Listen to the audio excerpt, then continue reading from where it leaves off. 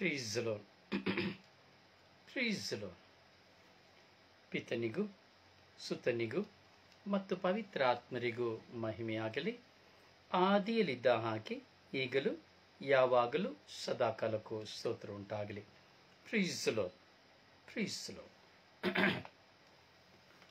ಪ್ರಭು ಯೇಸುವಿನಲ್ಲಿ ನನ್ನ ಪ್ರಿಯ ಸಹೋದರ ಸಹೋದರಿಯರೇ, ದೇವರ ಮಕ್ಕಳೇ, ಪ್ರಭು ಯೇಸು ಕ್ರಿಸ್ತರ ಕೃಪಾಶೀರ್ವಾದವು, ದೇವರ ಪ್ರೀತಿಯು, ಪವಿತ್ರ ಆತ್ಮರ ಅನ್ಯುನ್ನತಿಯು ನಿಮ್ಮೆಲ್ಲರೊಡನೆ ಇರಲಿ. Praise the Lord. Praise the Lord. ಪ್ರಿಯರೇ, ಒಂದು ಹಾಡು ನೆನಪಿಗೆ ಬರುತ್ತದೆ. ಈ ಹಾಡು ನಿಮ್ಮ ಮುಂದೆ ನಾನು ಹಲವು ಕಾಲಗಳ ಹಿಂದೆ ಹೇಳಿದ್ದೇನೆ. ಓಹೋ ಆಡಂಬರ ಜೀವನದ ಮಾನವ, ಎಷ್ಟು ಕಾಲನೇ ಮೆರೆಯುವೆ. ಓಹೋ ಆಡಂಬರ ಜೀವನದ ಮಾನವ, ಎಷ್ಟು ಕಾಲನೇ ಮೆರೆಯುವೆ. ಬಾಳು ನ್ಯಾಯದೇ. ಹೌದಲ್ಲ? ಓ ಆಡಂಬರ ಜೀವನದ ಮಾನವ, ಎಷ್ಟು ಕಾಲ ನೀನು ಮೆರೆಯುವೆ, ಎಷ್ಟು ಕಾಲ ಈ ಲೋಕದಲ್ಲಿ ನೀನು ಅಧಿಕಾರ ಮಾಡುವೆ, ಎಷ್ಟು ಕಾಲ ಈ ಲೋಕದಲ್ಲಿ ನಾನತ್ವದಿಂದ ನೀನು ಜೀವಿಸುವೆ, ಅಥವಾ ಎಷ್ಟು ಕಾಲ ನೀನು ಈ ಲೋಕದಲ್ಲಿ ಔದಾರ್ಯದಿಂದ ಜೀವಿಸುವೆ, ಎಷ್ಟು ಕಾಲ ಈ ಲೋಕದಲ್ಲಿ ನೀನು ಸ್ವಾರ್ಥಿಯಾಗಿ ಜೀವಿಸುವೆ, ಅಥವಾ ಎಷ್ಟು ಕಾಲ ನೀನು ಮತ್ತೊಬ್ಬರಿಗೆ ತೀರ್ಪು ಕೊಡುತ್ತಾ ಮತ್ತೊಬ್ಬರು ಕೆಟ್ಟವರು, ಅವರು ಕೆಟ್ಟವರು, ಅವರು ಕೆಟ್ಟವರು, ನಾನು ಒಳ್ಳೆಯವನು, ಒಳ್ಳೆಯವಳು ಎಂದು ಜೀವಿಸುವೆ. ಹೌದಲ್ಲ ಗ್ರೇಟ ಮತ್ಯಾಸ್?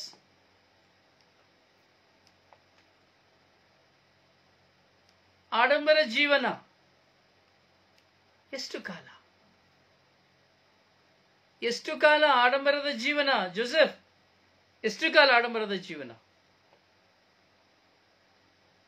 ಪ್ರಿಯರೇ, ನಿಜವಾದ ಆಡಂಬರದ ಜೀವನ ಯಾವುದು ಗೊತ್ತುಂಟಾ? ಹೊಟ್ಟೆ ತುಂಬ ಊಟ ಮಾಡಿ, ತಲೆಗೆ ದಿಂಬು ಕೊಟ್ಟ ತಕ್ಷಣ ಸರ್ರಂತ ನಿದ್ರೆಗೆ ಹೋಗಿ, ಆ ನಿದ್ರೆ ಕೊಡೋದಕ್ಕೆ ಮುಂಚಿತವಾಗಿ ನಿದ್ರೆ ಕೊಟ್ಟಾಗಲೂ, ಅಪ್ಪಾ ತಂದೆ ನಿಮಗೆ ಸ್ತೋತ್ರ ಸ್ವಾಮಿ, ನಿಮಗೆ ವಂದನೆ ಆರಾಧನೆ ಸ್ವಾಮಿ ಎಂದು ದೇವರ ಮುಂದೆ ಕೃತಜ್ಞತೆಯುಳ್ಳವಳಾಗಿಯೂ, ಹಾಗೂ ದೇವರು ನಿನಗೆ ಕೊಟ್ಟಂತಹ ಬಾಳ ಸಂಗಾತಿ, ಕುಟುಂಬ, ಪರಿಸರದಲ್ಲಿರುವವರನ್ನ ಪ್ರೀತಿಸಿ, ಯಾವ ವೈಷಮ್ಯ ವೈರಾಗ್ಯವಿಲ್ಲದೆ ನೀನು ಜೀವಿಸುತ್ತೀಯಲ್ಲ, ಅದುವೇ ಆಡಂಬರದ ಜೀವನ. ಹೌದಲ್ಲ? ಅದುವೇ ನಿಜವಾದ ಆಡಂಬರದ ಜೀವನ. ಏನಿದ್ರು, ಏನ್ ತಿಂದ್ರು, ಏನ್ ಕುಡಿದ್ರು, ಏನ್ ಓದ್ಕೊಂಡ್ರು, ಏನ್ ಹಾಕಿದ್ರು ಶತ್ತ ಶವವಾಗಿಯೇ ಜೀವಿಸ್ತಾ, ಬರೇ ಕೊರತೆಯಲ್ಲಿಯೇ ಮಲಗಿ ಕೊರತೆ, ಕುತ್ಕೊಂಡ್ ಕೊರತೆ, ಎದ್ದು ಕೊರತೆ, ಸಿಕ್ಕಿದವರಲ್ಲಿ ಕೊರತೆ, ಫೋನಲ್ಲಿ ಕೊರತೆ, ಬರೀ ಕೊರತೆ ಹೇಳಿ ಹೇಳಿ ಹೇಳಿ ಹೇಳಿ ಹೇಳಿ ಹೇಳಿ ಸತ್ತ ಶವವಾಗಿ ಹೋಗುವ ಜೀವನ ನಿಜವಾದ ನಾಶನದ ಜೀವನ. Praise the Lord. Praise the Lord. ಪ್ರಿಯರೇ, ಆಡಂಬರ ಜೀವನವೆಂಬುದು ಸಂತೋಷ, ಶಾಂತಿ, ಸಮಾಧಾನ, ಪ್ರೀತಿ, ಕ್ಷಮೆ. ಆಡಂಬರ ಜೀವನವೆಂಬುದು ಶಾಂತಿ, ಸಮಾಧಾನ, ಪ್ರೀತಿ, ಕ್ಷಮೆ. ಹೌದಲ್ಲ ಜೂಲಿಯನ? ಜೂಲಿಯನ್, ನೀವೇನ್ ಹೇಳ್ತೀರಿ? ಜೂಲಿಯನ ಸಿಕ್ಲಿಕ್ಕೆ ಇಲ್ಲ, ತುಂಬಾ ಬ್ಯುಸಿ. ಪ್ರಾರ್ಥನೆಗೆ ಬರ್ತಾರೆ ತಪ್ಪದೆ. ಹೌದಲ್ಲ? ಜೀವನ ನಿಮಗೆ ಚೆನ್ನಾಗಿ ಗೊತ್ತುಂಟು. ಆಡಂಬರ ಜೀವನ ಅಂದ್ರೆ ಯಾವುದು? ಐಷಾರಾಮಿ, ಒಳ್ಳೆಯ ಮಂಚದಲ್ಲಿ ಮಲಗಿ, ಒಳ್ಳೆಯ ದುಕ್ರಮಸ್, ಒಳ್ಳೆಯ ಬೀಫ್, ಒಳ್ಳೆಯ ಪೋರ್, ಒಳ್ಳೆ ಮಜವಾದ ಆಹಾರವನ್ನು ಸೇವಿಸಿ ಕುಡಿದು ಮತ್ತರಾಗಿ ಜೀವಿಸುವುದು ಆಡಂಬರ ಜೀವನ? ಖಂಡಿತವಾಗಿಲ್ಲ. ಅದು ನಾಶನದ ಜೀವನ, ಹೊಟ್ಟೆ ಬಾಕದ ಜೀವನ, ಸ್ವಾರ್ಥಿಯ ಜೀವನ. ಆಡಂಬರ ಜೀವನ ಪ್ರೀತಿ. When you are love, when you start the love, ಅದು ಆಡಂಬರದ ಜೀವನ. When we are forgive the everyone, ಅದು ಆಡಂಬರ ಜೀವನ. When we are all get the peace, ಅದು ಆಡಂಬರದ ಜೀವನ. When we are all got the happiness, ಅದು ಆಡಂಬರದ ಜೀವನ. ಬೇರಾವುದೆಲ್ಲ ಆಡಂಬರದ ಜೀವನ. ಜನ ಮರಳು, ಜಾತ್ರೆ ಮರಳು, ಪ್ರಿಯರೇ, ಇವತ್ತು ನಾವು ಧ್ಯಾನಿಸ್ತಾ ಇದ್ದೇವೆ ಪವಿತ್ರಾತ್ಮ ಧ್ಯಾನ ಭಾಗ 41ನೇ ಭಾಗ, 41 ಎಪಿಸೋಡ್ಸ್. 41ನೇ ಪವಿತ್ರಾತ್ಮ ಧ್ಯಾನವನ್ನು ನಾವು ಧ್ಯಾನಿಸ್ತಾ ಇದ್ದೇವೆ. ಇಲ್ಲಿ ನಾವು ಯೋಚಿಸತಕ್ಕಂಥ ಚಿಂತನೆಗಳು, ಪ್ರಿಯರೇ, ಪ್ರತಿದಿನ ನಾವು ಪವಿತ್ರಾತ್ಮನ ಕುರಿತು ಧ್ಯಾನಿಸ್ತಾ ಇದ್ದೇವೆ. ಒಂದೊಂದು ಕಾರ್ಯಗಳನ್ನು ಸಹ ಕೂಲಂಕುಷಿತವಾಗಿ ಚಿಂತಿಸುವುದಕ್ಕೆ ಪವಿತ್ರಾತ್ಮ ನಮಗೆ ಸಹಾಯ ಮಾಡ್ತಾ ಇದ್ದಾರೆ. ಹೇಗೆ ಒಂದು ಬೇಬಿ ಸಿಟ್ಟಿಂಗ್ ಇಂದ UKG, UKG ಇಂದ LKG, LKG ಇಂದ first standard, second standard, third, fourth, ಮತ್ತೆ primary school, middle school, high school, college ಹೇಗೆಯೋ ಹಾಗೆ ಪವಿತ್ರಾತ್ಮರನ್ನು ನಾವು ಕಂಡುಕೊಳ್ಳಲಿಕ್ಕೆ ಪವಿತ್ರಾತ್ಮರು ನಮ್ಮೆಲ್ಲರಿಗೆ ಸಹಾಯ ಮಾಡ್ತಾ ಇದ್ದಾರೆ. Praise the Lord, praise the Lord, praise the Lord. ಪ್ರಿಯರೇ, ನಾವು ದೊಡ್ಡದಾಗಿ ಅರ್ಥ ಮಾಡ್ಕೊಳ್ತಲ್ಲ, ಚಿಕ್ಕದಾಗಿ ದೊಡ್ಡ ವಿಷಯಗಳನ್ನ ನಾವು ಪವಿತ್ರಾತ್ಮನ ಕುರಿತು ಚಿಂತಿಸ್ತಾ ಇದ್ದೇವೆ. ಕೇಳಿರುವ ವಿಷಯಗಳು ಇರಬಹುದು, ಕೇಳದೇ ಇರುವ ವಿಷಯಗಳಿರ್ಬೋದು. ಆದರೆ ಇಲ್ಲಿ ತಿಳಿಯುತ್ತಿರುವಂತಹ ವಿಷಯಗಳು ನಮ್ಮನ್ನ ಸಂಪೂರ್ಣವಾಗಿ ಪವಿತ್ರಾತ್ಮರೊಂದಿಗೆ ಜೀವಿಸಲು ಪ್ರೇರಣೆಯಾದಂತ ವಚನಗಳು. ಒಂದು ವ್ಯಕ್ತಿ ಪವಿತ್ರಾತ್ಮ ಭರಿತನು ಎಂಬುದಾದರೆ, ಒಂದು ವ್ಯಕ್ತಿ ಪವಿತ್ರಾತ್ಮ ಭರಿತಳಾಗಿ ಪವಿತ್ರಾತ್ಮ ಭರಿತನಾಗಿದ್ದಾನೆ ಎಂಬುದಾದರೆ ಅವನಲ್ಲಿರುವಂತಹ 6ನೆಯ ಸ್ವಭಾವ ಯಾವುದು? ಅವನಲ್ಲಿರಬೇಕಾದ 6ನೆಯ ಸ್ವಭಾವ ಯಾವುದು?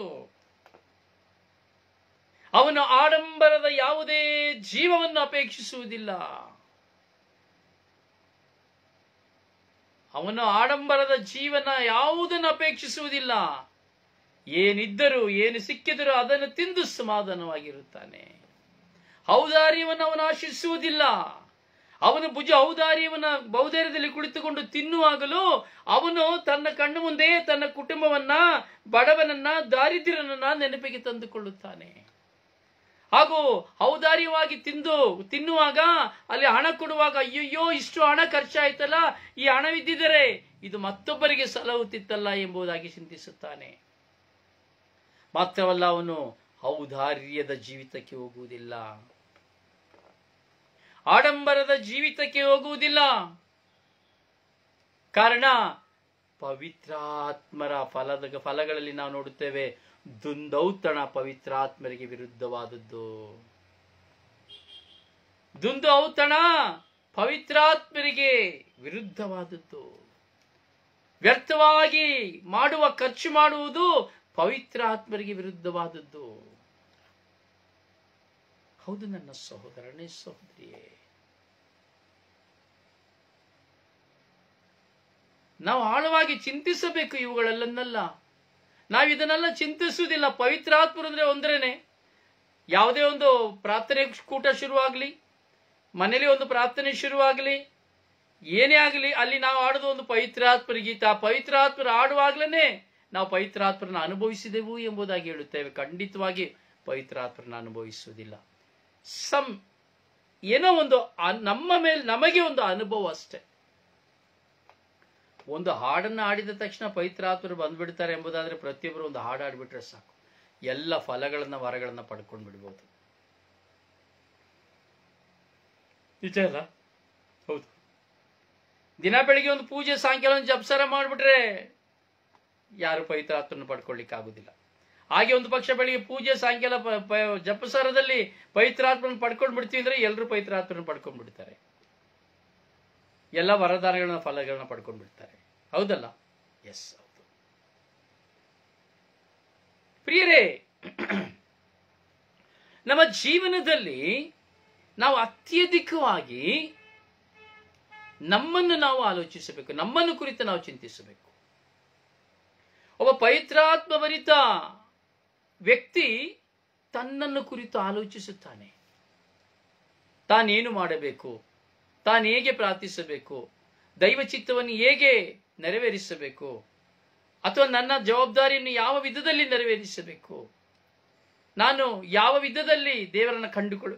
ಪ್ರಿಯರೇ, ಪ್ರತಿಯೊಂದನ್ನು ಸಹ ಈ ಪವಿತ್ರಾತ್ಮ ಭರಿತನು ಆಲೋಚಿಸುತ್ತಾನೆ, ಪವಿತ್ರಾತ್ಮರ ಸಹಾಯವನ್ನು ಯಾಚಿಸುತ್ತಾನೆ. ಪವಿತ್ರಾತ್ಮನ ಸ್ವಂತವಾಗಿಸಿಕೊಳ್ಳುವುದಕ್ಕಾಗಿ ಅವನಲ್ಲಿರುವುದೆಲ್ಲವನ್ನು ಅವನು ತೆಗೆಯುತ್ತಾನೆ.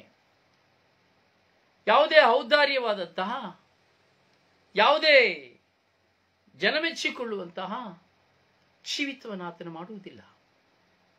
ಏಕೆಂದರೆ ಅದಕ್ಕೆ ಪವಿತ್ರಾತ್ಮರು ದೂರವಾಗಿದ್ದಾರೆ. ಪವಿತ್ರಾತ್ಮ ಭರಿತನು ಎಂಬುದಾದರೆ ಅವನ ಔದಾರ್ಯದ ಜೀವಿತವನ್ನು ಮಾತ್ರವಲ್ಲ, ಅವನಲ್ಲಿ 4 ಗುಣಗಳು ಅವನಲ್ಲಿ ಪ್ರಕಾಶಮಯವಾಗಿರುತ್ತದೆ. ಒಂದು, ಅವನು ಎಲ್ಲರನ್ನ ಪ್ರೀತಿಸುತ್ತಾನೆ. 2, ಅವನು ಎಲ್ಲರನ್ನ ಕ್ಷಮಿಸುತ್ತಾನೆ. 3ನೇದು, ಅವನೆಲ್ಲರಿಗೂ ಸಮಾಧಾನವನ್ನು ಕೊಡುತ್ತಾನೆ.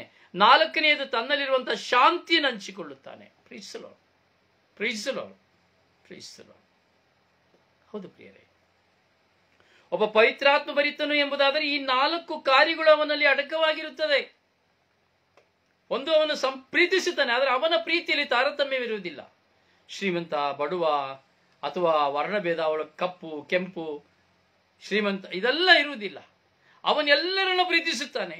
ರಸ್ತೆಯಲ್ಲಿ ಬಿದ್ದವರಾಗಿರಬಹುದು, ತಿಪ್ಪೆಯಲ್ಲಿ ಬಿದ್ದವರಾಗಿರಬಹುದು, ಅಥವಾ ಬಡವನಾಗಿರಬಹುದು, ದಾರಿದ್ರ್ಯನಾಗಿರಬಹುದು, ಇಲ್ಲದಿರುವವನಾಗಿರಬಹುದು, ಇರುವವನಾಗಿರಬಹುದು, ಯಾರೇ ಆಗಿರಬಹುದು, ಪವಿತ್ರಾತ್ಮ ಭರಿತನು ಎಲ್ಲರನ್ನು ಪ್ರೀತಿಸುತ್ತಾನೆ. ಅವನ ಪಾಪಿಯಾಗಿರಬಹುದು, ವ್ಯಭಿಚಾರಿಯಾಗಿರಬಹುದು, ಕುಡುಕನಾಗಿರಬಹುದು, ದುರುಳನಾಗಿರಬಹುದು, ಅವನೇನೇ ಮಾಡಿದರೂ ಒಬ್ಬ ಪವಿತ್ರಾತ್ಮ ಭರಿತನು ಪ್ರೀತಿಸುತ್ತಲೇ ಇರುತ್ತಾನೆ.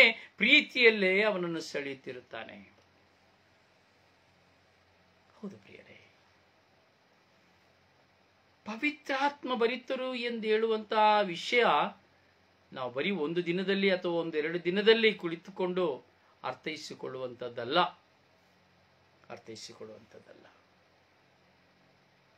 ಈಗಾಗಲೇ ನಾವು 41 ಧ್ಯಾನಗಳನ್ನು ಪವಿತ್ರಾತ್ಮ ಬಗ್ಗೆ ಕುರಿತು ಚಿಂತಿಸ್ತಾ ಇದ್ದೇವೆ. ಸುಮಾರು 21 ಗಂಟೆಗಳ ಕಾಲ ಪವಿತ್ರಾತ್ಮನ ಕುರಿತು ಚಿಂತಿಸ್ತಾ ಇದ್ದೇವೆ, 41 ಸೆಷನ್ನ ಮೂಲಕವಾಗಿ. ಆದರೆ ಎಷ್ಟರ ಮಟ್ಟಿಗೆ ನಾನು ಪ್ರೀತಿಸ್ತಾ ಇದ್ದೇನೆ? ಇವತ್ತಿಗೂ ಸಹ ಪವಿತ್ರಾತ್ಮ ಧ್ಯಾನವನ್ನು ನಾನು ಕೇಳ್ತಾ ಇದ್ದೇನೆ. ಎಷ್ಟರ ಮಟ್ಟಿಗೆ ನನ್ನೊಳಗೆ ಪ್ರೀತಿ ಇದೆ? ಎಷ್ಟರ ಮಟ್ಟಿಗೆ ನಿಮ್ಮೊಳಗೆ ಪ್ರೀತಿ ಇದೆ? ಯೋಚನೆ ಮಾಡಿಕೊಳ್ಳಿ.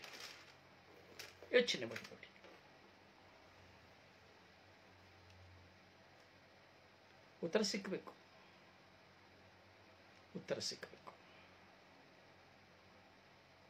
ತಾರತಮ್ಯದ ಪ್ರೀತಿ ಇಲ್ಲ. ಇವರು ನನಗೆ ಬೇಕಾದವರು, ಅವರು ನನಗೆ ಬೇಡವಾದವರು ಇಲ್ಲ. ನೀನು ಪವಿತ್ರಾತ್ಮ ಭರಿತಳು, ಪವಿತ್ರಾತ್ಮ ಭರಿತನು ಅಲ್ಲ. ನನಗೆ ಕೊಟ್ಟರು ಅದರಿಂದ ನಾನು ಕೊಡ್ತೇನೆ ಇಲ್ಲ. ನಿನಗೆ ಕೊಡ್ಲಿಲ್ಲ ಅಂದ್ರೆ ನೀನು ಕೊಡಬೇಕು, ಹುಡುಕಿ ಹೋಗಿ ಕೊಡಬೇಕು.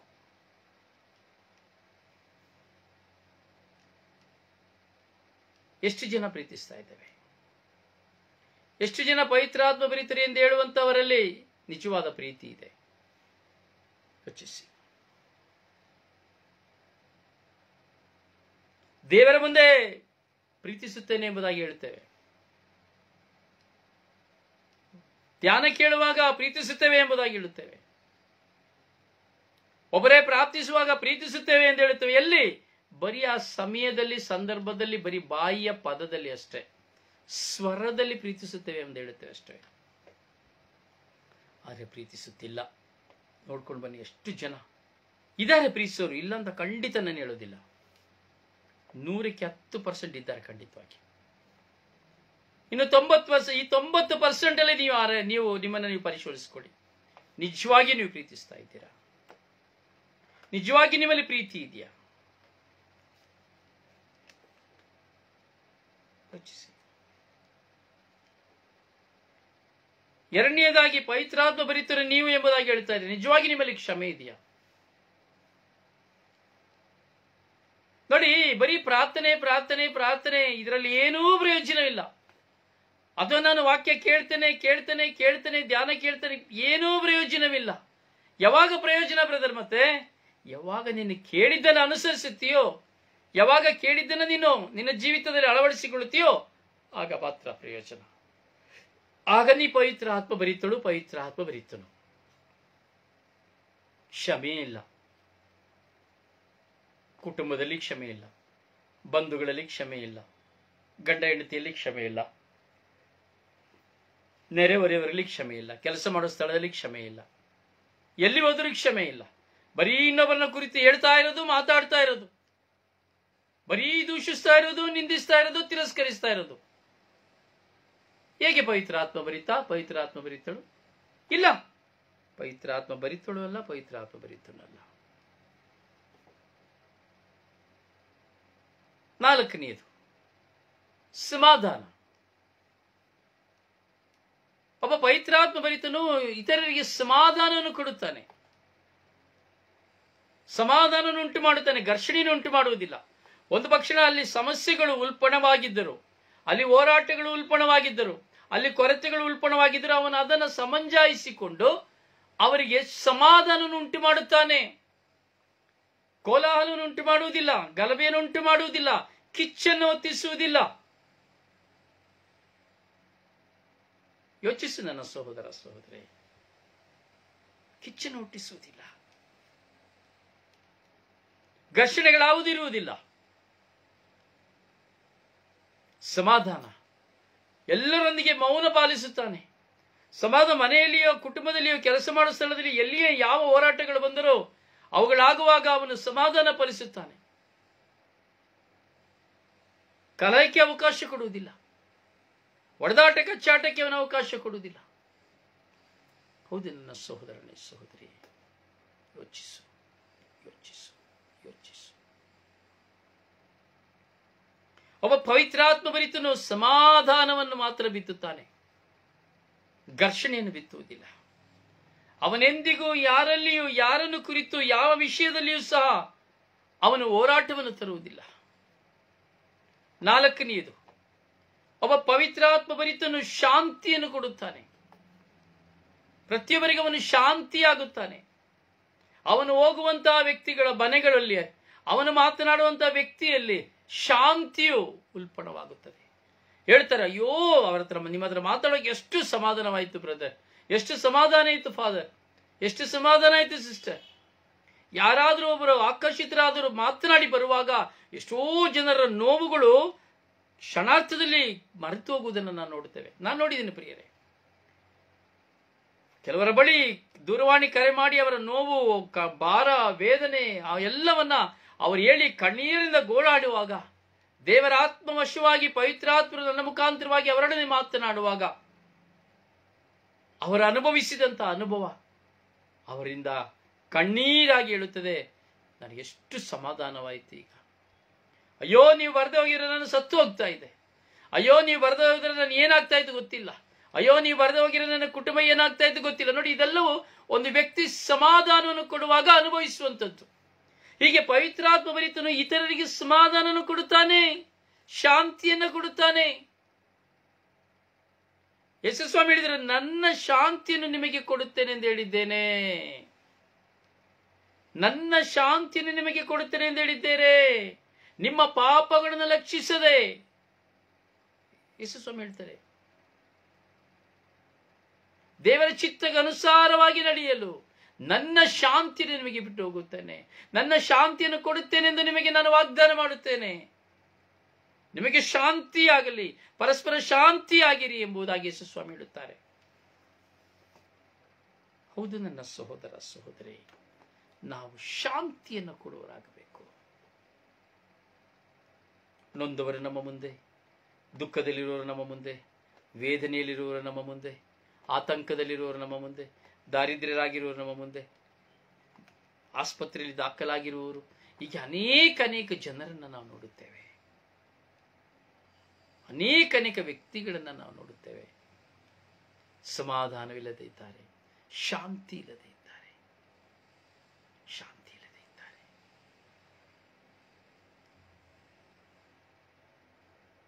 ಹಾಗಾದ್ರೆ ನಾನೇನು ಮಾಡಬೇಕು? ನಾನು ನನ್ನಲ್ಲಿರುವಂತಹ ವಾಸವಾಗಿರುವ ಪವಿತ್ರಾತ್ಮರನ್ನು ನಾನು ಪರರಿಗೆ ಕೊಡಬೇಕು. ನನ್ನ ಮಾತಿನ ಮೂಲಕ, ನನ್ನ ಪ್ರೀತಿಯ ಮೂಲಕ, ನನ್ನ ಕ್ಷಮೆಯ ಮೂಲಕ. ಹೌದು ಪ್ರಿಯರೇ, ಕೊಡಬೇಕು. ಪವಿತ್ರಾತ್ಮ ಭರಿತನು ಎಂಬುದು ಬರೀ ಬಾಯಿಯ ಟೈಟಲ್ ಅಲ್ಲಿ ಅಲ್ಲ. ಒಂದು ಪವಿತ್ರಾತ್ಮ ಭರಿತನು ನಿನ್ನ ಮುಂದೆ ಬಂದು ನಿಂತುಕೊಳ್ಳುವುದಾದರೆ, ಅಥವಾ ಆತನು ನಿನ್ನಲ್ಲಿಗೆ ಮಾತನಾಡುವುದಾದರೆ, ನಿನ್ನ ಎಷ್ಟೋ ಭಾರಗಳು ಆ ಕ್ಷಣದಲ್ಲಿ ಕರಗಿ ಹೋಗುತ್ತದೆ. ನಿನ್ನ ಎಷ್ಟೋ ಸಮಸ್ಯೆಗಳು ಆ ಸಮಯದಲ್ಲಿ ನೀಗಿ ಹೋಗುತ್ತದೆ. ನಿನ್ನ ಎಷ್ಟೋ ವಿಧವಾದಂತಹ ಹೋರಾಟಗಳು ನಿನ್ನನ್ನು ಬಿಟ್ಟು ಹೋಗುತ್ತದೆ. ನೀನು ಸಾವಿನ ದವಡಿಯಲ್ಲಿದ್ದರೂ ಸಹ ಪವಿತ್ರಾತ್ಮ ಭರಿತ ವ್ಯಕ್ತಿ ನಿನ್ನ ಮುಂದೆ ಬರುವಾಗ ನೀನು ಹೊಸ ಜೀವನವನ್ನು ಪ್ರಾರಂಭಿಸುತ್ತೀಯ.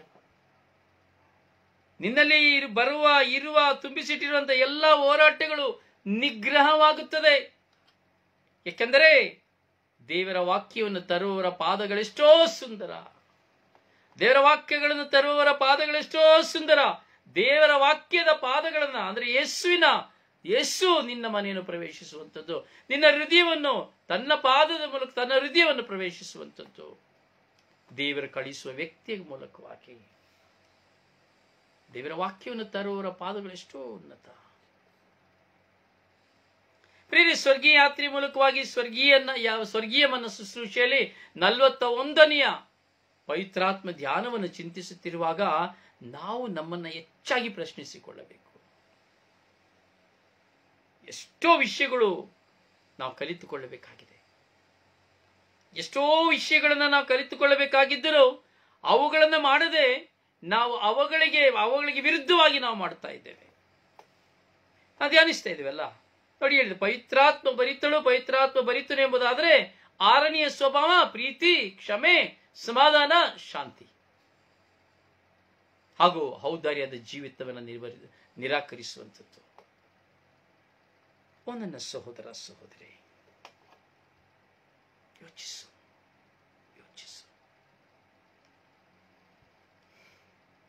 ಪವಿತ್ರ ಆತ್ಮರು ನಿನ್ನನ್ನು ಸದಾ ಕಾಯುವವರಾಗಿದ್ದಾರೆ. ಪವಿತ್ರಾತ್ಮರು ನಿನ್ನನ್ನು ಸದಾ ಮುನ್ನಡೆಸುವ ವ್ಯಕ್ತಿಯಾಗಿದ್ದಾರೆ. ನಿನ್ನ ಪೋಷಕರಾಗಿದ್ದಾರೆ. ಸರಿ ತಪ್ಪುಗಳನ್ನು ಅರಿವು ಮೂಡಿಸುವವರಾಗಿದ್ದಾರೆ. ನಿನ್ನಲ್ಲಿ ವಾಸ ಮಾಡುವವರಾಗಿದ್ದಾರೆ. ನಿನ್ನನ್ನ ಅಭಿಷೇಕಿಸುವವರಾಗಿದ್ದಾರೆ. ಸತ್ಯದ ಪಥದಲ್ಲಿ ನಡೆಸುವವರಾಗಿದ್ದಾರೆ. ಮಾತಿಗೆಟಕದ ರೀತಿಯಲ್ಲಿ ಅಂತರಾಳದಲ್ಲಿ ಮಾತನಾಡುವವರಾಗಿದ್ದಾರೆ. ನೂತನ ಮನುಷ್ಯರಾಗಿ ಮಾರ್ಪಡಿಸುವವರಾಗಿದ್ದಾರೆ. ದೈವವಾಕ್ಯದ ಅರಿವನ್ನ ಮೂಡಿಸುವವರಾಗಿದ್ದಾರೆ. ಸತ್ಯದ ಬೆಳಕಿನಲ್ಲಿ ನಡೆಸುವವರಾಗಿದ್ದಾರೆ. ಸತ್ಯದ ಪಥದಲ್ಲಿ ನಡೆಸುವವರಾಗಿದ್ದಾರೆ. ಹೌದು ಪ್ರಿಯರೇ, ಪವಿತ್ರಾತ್ಮ ಭರಿತನು ಎಂಬುದಾದರೆ ಅವನು ಘರ್ಷಣೆಯನ್ನು ಮಾಡುವವನಲ್ಲ. ಒಡೆಯುವವನಿಗೆ ಬೆನ್ನನ್ನು ಕೊಡುವವನು, ಬೈಯುವವನಿಗೆ ತಲೆಬಾಗುವವನು, ವಂಚಿಸುವವನಿಗೆ ಪ್ರಾರ್ಥಿಸುವವನು, ಶಪಿಸುವವನಿಗೆ ಆಶೀರ್ವದಿಸುವವನು, ಇರುವುದನ್ನು ಕಿತ್ತುಕೊಳ್ಳುವವನಿಗೆ ಇನ್ನಷ್ಟನ್ನು ಕೊಟ್ಟು ದೇವರ ಮುಂದೆ ಕುಳಿತುಕೊಳ್ಳುವವನು, ವಾದ ಮಾಡುವವನಲ್ಲ, ಸೇಡು ತೀರಿಸುವವನಲ್ಲ, ಪಶ್ಚಾತ್ತಾಪ ಪಡುವವನು, ಪಶ್ಚಾತ್ತಾಪದಿಂದ ಜೀವಿಸುವವನು, ಕ್ಷಣ ಕ್ಷಣದಲ್ಲಿ ಪಶ್ಚಾತ್ತಾಪದ ಜೀವನಕ್ಕೆ ಹೋಗುವವನು ಪವಿತ್ರಾತ್ಮ ಭರಿತನು. ಪವಿತ್ರಾತ್ಮ ಭರಿತನು ಎಂಬುದಾದರೆ ಪ್ರಿಯರೇ, ಅವನ ನಾನಾಗಲಿ ನೀವಾಗಲಿ ಯಾರೇ ಆಗಲಿ ಪವಿತ್ರಾತ್ಮ ಭರಿತನು ಎಂಬುದಾದರೆ ಅವನಲ್ಲಿ ಪಶ್ಚಾತ್ತಾಪವು ಮೂಡುತ್ತದೆ. ಅವನು ಯಾವ ತಪ್ಪನ್ನು ಮಾಡಿದರು, ಚಿಕ್ಕ ತಪ್ಪನ್ನು ಮಾಡಿದರು, ದೊಡ್ಡ ತಪ್ಪನ್ನು ಮಾಡಿದರು, ಅವನ ಮನಸ್ಸು ಅವನನ್ನ ಹಿಂಸಿಸುತ್ತಾ ಇರ್ತದೆ. ನಾನು ತಪ್ಪು ಮಾಡಿದೆ, ನಾನು ಪಾಪ ಮಾಡಿದೆ, ನಾನು ತಪ್ಪು ಮಾಡಿದೆ, ಅಯ್ಯೋ ಮಾತನಾಡಬಾರದಾಗಿತ್ತು, ಹೋಗಬಾರದಾಗಿತ್ತು, ಹೇಳಬಾರದಾಗಿತ್ತು, ನಾನು ದುಡುಕಬಾರದಾಗಿತ್ತು, ಅಯ್ಯೋ ನಾನು ತಪ್ಪು ಮಾಡಿದೆ ಎಂಬುವಂತೆ ಪಶ್ಚಾತ್ತಾಪವನ್ನು ತರುತ್ತದೆ. ಯಾರಲ್ಲಿ? ಪವಿತ್ರ ಆತ್ಮ ಭರಿತನಾಗಿ ಜೀವಿಸುವವನಲ್ಲಿ. ಅವನಿಗೆ ತಪ್ಪಿನ ಅರಿವು ಆಗುತ್ತಲೇ ಇರುತ್ತದೆ. ಕಾರಣ ನನ್ನಲ್ಲಿ ಪವಿತ್ರಾತ್ಮರು ವಾಸ ಮಾಡುವುದರಿಂದ ಅವರು ನಮ್ಮೊಳಗಿರುವ ಕೆಟ್ಟದೆಲ್ಲವನ್ನ ತೆಗೆಯುತ್ತಾ ಇರುತ್ತಾರೆ. ಯಾವುದನ್ನು ಒಳಗೆ ಬರುವಾಗ ಅದನ್ನು ಅವರು ರಿಸೀವ್ ಮಾಡಿಕೊಳ್ಳುವುದಿಲ್ಲ.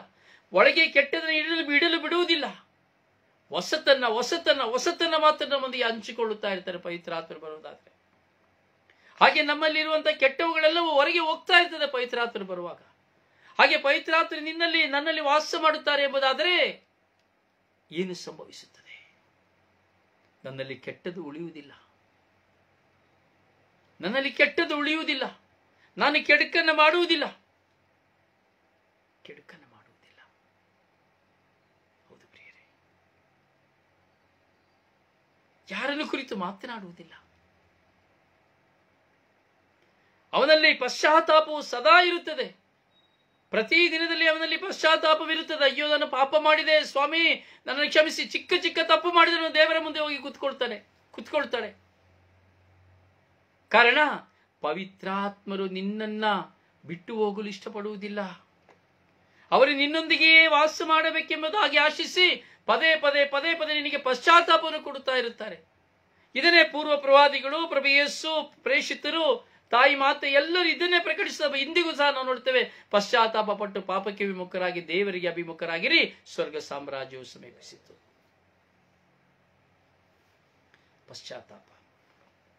ಪಶ್ಚಾತ್ತಾಪ ಪಡುವವನಲ್ಲಿ ಪವಿತ್ರಾತ್ಮನ ನೆಲೆಯಾಗಿರ್ತಾರೆ. ಯಾಕೆಂದ್ರೆ ಪಶ್ಚಾತ್ತಾಪ ಪಟ್ಟು ನಾವು ಮಾಡುವುದನ್ನು ಬಿಟ್ಟು ಬಿಡುವಾಗಲೇ ಪವಿತ್ರಾತ್ಮನು ಸಂಪೂರ್ಣವಾಗಿ ನಮ್ಮಲ್ಲಿ ವಾಸ ಮಾಡುವಂಥದ್ದು. ಪ್ರಿಯ ಸಹೋದರ ಸಹೋದರಿ, ನಾವು ಧ್ಯಾನಿಸುತ್ತೇವೆ ದೇವರ ವಚನಗಳನ್ನು, ದೇವರ ವಾಕ್ಯಗಳನ್ನು. ಆದರೆ 100 ವಾಕ್ಯಗಳನ್ನು ಧ್ಯಾನಿಸುವುದಕ್ಕೆ ಬದಲಾಗಿ ಒಂದು ಚಿಕ್ಕ ವಾಕ್ಯವನ್ನು ಧ್ಯಾನಿಸಿ, ಆ ವಾಕ್ಯದ ಮೂಲಕವಾಗಿ ನನ್ನೊಳಗೆ ಯಾರಿದ್ದಾರೆ, ನನ್ನಲ್ಲಿ ಕ್ರಿಯೆ ಮಾಡುವವರು ಯಾರಾಗಿದ್ದಾರೆ, ನಾನು ಯಾರಾಗಿದ್ದೇನೆ, ನನ್ನ ಬಾಯಿಂದ ಬರುವ ಮಾತು ಯಾವುದಾಗಿದೆ, ನನ್ನ ಅಂತರಾಳದಿಂದ ಬರುತ್ತಿರುವಂತಹ ಚಿಂತೆ ಆಲೋಚನೆಗಳು ಯಾವುದಾಗಿದೆ, ಪ್ರಾಪಂಚಿಕವಾಗಿದೆಯಾ, ಸುಖಭೋಗದಿಂದ ತುಂಬಿದೆಯಾ, ಔದಾರ್ಯವಾಗಿ ತುಂಬಿದೆಯಾ, ಪ್ರೀತಿಯಿಂದ ತುಂಬಿದೆಯಾ, ಕ್ಷಮೆಯಿಂದ ತುಂಬಿದೆಯಾ, ಸಮಾಧಾನದಿಂದ ತುಂಬಿದೆಯಾ, ಶಾಂತಿಯಿಂದ ತುಂಬಿದೆಯಾ, ಪಶ್ಚಾತ್ತಾಪದಿಂದ ತುಂಬಿದೆಯಾ, ಇವುಗಳನ್ನು ನಾನು ಪರಿಶೀಲಿಸಿಕೊಳ್ಳಬೇಕು. Praise the Lord, praise the Lord, praise the Lord. ಈ ಪರಿಶೀಲನೆ ನಮಗೆ ಬೇಕು.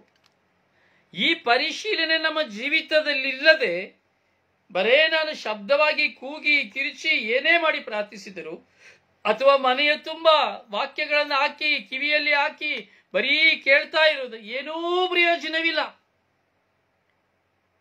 ಹಂದಿಯನ್ನು ತೊಳೆದು ಶುದ್ಧ ಮಾಡಿ ಮತ್ತೆ ಅದನ್ನು ತೆಗೆದುಕೊಂಡು ಮನೆಯಲ್ಲಿ ಕಟ್ಟಿ ಹಾಕಿ ಬಿಟ್ಟರೆ ಮತ್ತೆ ಅದು ಕೆಸರಿಗೆ ಹೋಗಿ ಮಲಗಿಕೊಳ್ಳುತ್ತದೆ. ಹಾಗೆ ನಮ್ಮ ಜೀವನ. ನಾಯಿ ಕಕ್ಕಿದ್ದನ್ನು ಮತ್ತೆ ನೆಕ್ಕುವಂತೆ ಮಾಡಿದ್ದನ್ನೇ ನಾವು ಮಾಡುತ್ತಾ ಇದ್ದೇವೆ. ಅದೇ ನಮ್ಮ ಜೀವನ. ಹೇಗೆ ಪಶ್ಚಾತ್ತಾಪದ ಜೀವನ? ಪ್ರಿಯರೇ, ಈ 41ನೆಯ ಭಾಗದ ಈ ಧ್ಯಾನವನ್ನ ನೀವು ನಿಮ್ಮ ವೈಯಕ್ತಿಕ ಜೀವನಕ್ಕೆ ಅಳವಡಿಸಿಕೊಂಡು, ನೀವು ವೈಯಕ್ತಿಕವಾಗಿ ಕುಳಿತುಕೊಂಡು ಒಂದು ಪೇಪರನ್ನು ತೆಗೆದುಕೊಂಡು ನೀವು ನಿಮ್ಮ ಪವಿತ್ರಾತ್ಮ ಭರಿತ ಜೀವಿತಕ್ಕೂ ಅಥವಾ ಪವಿತ್ರಾತ್ಮ ಭರಿತವಲ್ಲ ಜೀವಿತಕ್ಕೂ ಇರುವಂತಹ ವ್ಯತ್ಯಾಸವನ್ನ ನೀವು ಬರೆಯುವುದಾದರೆ ಪವಿತ್ರಾತ್ಮರು ನಿಮಗೆ ಗೋಚರಪಡಿಸುವರು ನೀವು ಯಾರಾಗಿದ್ದೀರಿ. Praise the Lord, praise the Lord, praise the Lord. ಹೌದು ನನ್ನ ಸಹೋದರನೇ, ಸಹೋದರಿಯೇ, ಪವಿತ್ರಾತ್ಮ ಭರಿತರು ಅತಿ ಶ್ರೇಷ್ಠರು, ಅತಿ ಶ್ರೇಷ್ಠರು. ಈ ಪವಿತ್ರಾತ್ಮರ ಅನುಭವ ನಮ್ಮ ಜೀವಿತದಲ್ಲಿ ವೈಯಕ್ತಿಕವಾಗಿ ಆಗಬೇಕು, ಸಾಮೂಹಿಕವಾಗಿ ಅಲ್ಲ. ಅವರಿಗೆ ಹೀಗೆ ಆಯಿತು, ಅವರಿಗೆ ಹಾಗೆ ಆಯಿತು, ಅವರು ಬಿದ್ದರು, ಅವರಿಗೆ ಎದ್ದರು, ಅವರು ಗುಣ ಹೊಂದಿದ್ರು, ಅವರಿಗೆ ಸೌಖ್ಯವಾಯಿತು, ಇದೆಲ್ಲ ಇಲ್ಲ, ಇದೆಲ್ಲ ಇಲ್ಲ. ಇದೆಲ್ಲ ನೋಡಿ ಕೇಳಿ ಏನು ಪ್ರಯೋಜನ ಇಲ್ಲ. ನಿನ್ನ ವೈಯಕ್ತಿಕ ಜೀವಿತದಲ್ಲಿ, ನನ್ನ ವೈಯಕ್ತಿಕ ಜೀವಿತದಲ್ಲಿ ಪವಿತ್ರಾತ್ಮರ ಅನುಭವ ಏನೆಂಬುದನ್ನು ಕಂಡುಕೊಳ್ಳಬೇಕು. ಏನೋ ಪ್ರಾರ್ಥನೆ ಮಾಡಿದೆ, ಮೈ ಜುಮ್ಮಾಯಿತು, ಏನೋ ಪ್ರಾರ್ಥನೆ ಮಾಡಿದೆ, ನನಗೆ ಯಾರೋ ಹೇಳ್ದಂಗೆ ಮಾತಾಡ್ದಂಗೆ ಆಯ್ತು, ನಾನು ಏನೋ ಸ್ತುತಿಸಿದೆ, ಪ್ರಾರ್ಥಿಸ್ತಾ ಇದ್ದೆ, ನನಗೇನೋ ಕರೆಂಟ್ ಹೊಡೆದಂಗೆ ಆಯ್ತು, ನಾನು ಪ್ರಾರ್ಥಿಸಿದೆ, ನನ್ನನ್ನು ಯಾರೋ ಮುಟ್ಟಿದಾಗೆ ಆಯ್ತು. ಇವೆಲ್ಲವೂ ನಿನ್ನ ಸ್ವಂತ ವೈಯಕ್ತಿಕ ಚಿಂತನೆಗಳು, ನಿನ್ನ ಅನುಭವಗಳು ಅಷ್ಟೇ. ಇದರ ಮೂಲಕವಾಗಿ ನಾನು ನೀನು ಬದಲಾವಣೆ ಆಗುವುದಿಲ್ಲ. ಸರಿಯಾಗಿ ಅರ್ಥ ಮಾಡ್ಕೊಳ್ಬೇಕು. ಒಂದು ತೃಪ್ತಿ, ನನಗೇನು ಆಯ್ತು, ಹೀಗೆ ಆಯ್ತು, okay, no problem, may God bless you. ಅದೆಲ್ಲ ಪವಿತ್ರಾತ್ಮರು ಆಶಿಸುವುದು ನಿನ್ನಲ್ಲಿ, ನನ್ನಲ್ಲಿ. ಜುಮ್ ಎನ್ನುವುದು ಆಶಿಸುವುದಿಲ್ಲ ಪವಿತ್ರಾತ್ಮರು. ಏನೋ ಮೇಲಿನ ನನ್ನ ಮೇಲೆ ಸುರಿಯುತ್ತೆ ಎಂಬುದನ್ನು ಆಶಿಸುವುದಿಲ್ಲ ಪವಿತ್ರಾತ್ಮರು. ಪವಿತ್ರಾತ್ಮರು ಹಲವಾರು ವಿಧದಲ್ಲಿ ಕ್ರಿಯೆ ಮಾಡುತ್ತಾರೆ. ಆದರೆ ಪವಿತ್ರಾತ್ಮರು ಆಶಿಸುವುದು ನೀನು ಶುದ್ಧನಾಗಿ ಜೀವಿಸಬೇಕು, ಪ್ರೀತಿಯುಳ್ಳವನಾಗಿ, ಕ್ಷಮೆಯುಳ್ಳವನಾಗಿ ಜೀವಿಸಬೇಕು, ಸಮಾಧಾನವನ್ನ, ಶಾಂತಿಯನ್ನು ತರುವವನಾಗಬೇಕು, ಔದಾರ್ಯದ ಜೀವಿತವನ್ನು ತೊರೆಯಬೇಕು. ಇದುವೇ ಪವಿತ್ರಾತ್ಮಭರಿತವಾದಂತಹ ಜೀವಿತ. ಈ ಸತ್ಯಗಳನ್ನು ನಾವು ಅರಿಯದೆ ಕೇವಲ ನಾನು ಪ್ರಾರ್ಥಿಸ್ತೇನೆ ಎಂಬುದಾಗಿ ಬರೀ ಪ್ರಾರ್ಥಿಸ್ತಾ ಹೋಗುವುದರಿಂದ ಯಾವ ಲಾಭವೂ ಇಲ್ಲ, ಯಾವ ಲಾಭವೂ ಇಲ್ಲ. ಪ್ರಿಯರೇ, ಧ್ಯಾನಿಸಿ. ಖಂಡಿತವಾಗಿಯೂ ಪವಿತ್ರಾತ್ಮರು ನಿಮ್ಮನ್ನು ಅಭಿಷೇಕಿಸುವರು, ನಿಮ್ಮಲ್ಲಿ ನೆಲೆಗೊಳ್ಳುವರು. ಪಶ್ಚಾತ್ತಾಪಕ್ಕೆ ಅಣಿವು ಮಾಡಿಕೊಡಿ. ಪವಿತ್ರಾತ್ಮನಿಗೆ ಹೇಳಿ, ಪವಿತ್ರಾತ್ಮ ನನಗೆ ಪಶ್ಚಾತ್ತಾಪವನ್ನು ಕೊಡಿರಿ. ಏನು ತಪ್ಪು ಮಾಡ್ತಾ ಇದ್ದೀರಿ ಕುತ್ಕೊಂಡು ಯೋಚನೆ ಮಾಡಿ. ನಿಮ್ಮಲ್ಲಿ ವೈರಾಗ್ಯ ಇದೆಯಾ, ಮನಸ್ತಾಪ ಇದೆಯಾ, ಸಿಟ್ಟಿದೆಯಾ, ಸಿಡುಕಿದೆಯಾ, ಕೆಟ್ಟ ಮನಸ್ಸಿದೆಯಾ, ನಿಮ್ಮಲ್ಲಿ ಕ್ರೂರತನ ಇದೆಯಾ, ಹಗೆತನ ಇದೆಯಾ, ಸ್ವಾರ್ಥ ಇದೆಯಾ? ಕುತ್ಕೊಂಡು ಯೋಚನೆ ಮಾಡಿ. ಒಂದು ಪೇಪರ್ ತಗೊಂಡು ಬರೀರಿ. ನಿಮ್ಮದೆಲ್ಲ ಕೆಟ್ಟದ್ದು ನಿಮ್ಮೊಳಗೆ ಏನೇನಿದೆಲ್ಲ ಬರೀರಿ. ಸುಮ್ಮನೆ ಪ್ರಾರ್ಥನೆ ಮಾಡಿ, ಮನಸ್ಸಲ್ಲಿ ಹೃದಯದಲ್ಲಿ ಕೆಟ್ಟದನ್ನು ಬಿತ್ತುಕೊಂಡು ಅಲೆಲಿಯ ಅಲೆಲಿಯ ಅರ್ಗಾಂಜೀಸು ಅರ್ಗಾಂಜೀಸು ಮಹಿಮಾ ಜೀಸು ನಮನ್ ಮರಿಯ ಅಂಚೆ ಬಪ್ಪ ಸತ್ಮಂತ ಅಂತ ಹೇಳಿದ್ರೆ ಏನೂ ಪ್ರಯೋಜನ ಇಲ್ಲ, ಏನೂ ಪ್ರಯೋಜನವಿಲ್ಲ. ನೀನು ಕ್ರಿಸ್ತನವನಾಗಿ ಕ್ರಿಸ್ತನವಳಾಗಿ ಜೀವಿಸಬೇಕು. ಆಲಿಸಿ, ಧ್ಯಾನಿಸಿ, ಪಾಲಿಸಿ. ದೇವರು ನಿಮ್ಮನ್ನು ಆಶೀರ್ವದಿಸಲಿ. ನಿಮಗಾಗಿ ಪ್ರಾರ್ಥಿಸುವ ನಿಮ್ಮ ಸೇವಕ ಬ್ರದರ್ ರೊಜಾರಿಯೋ ಪಾಂಡವಪುರ. ಪ್ರಾರ್ಥನಾ ಸಹಾಯಕ್ಕಾಗಿ 9902423181. May God bless you. Praise the Lord.